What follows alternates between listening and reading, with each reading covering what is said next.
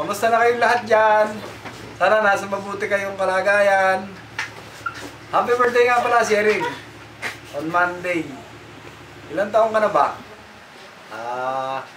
32. Never mind the age. Yun Okay lang yun. Ay, ano?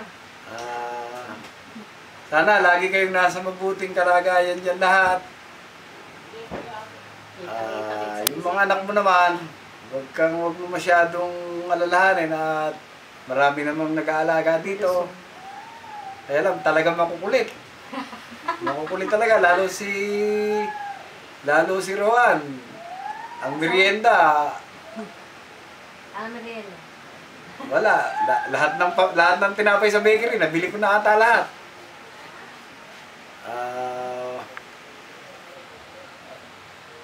Sana huwag kayong magsasawang tumulong sa amin.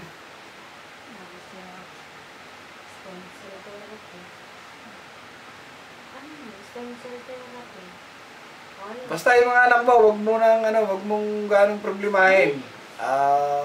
Isipin mo na lang na kaya kayo nandi dyan, gawa rin sa mga bata. Basta hindi naman namin papabayaan yung mga bata. Sana lagi kayong mag-iingat dyan.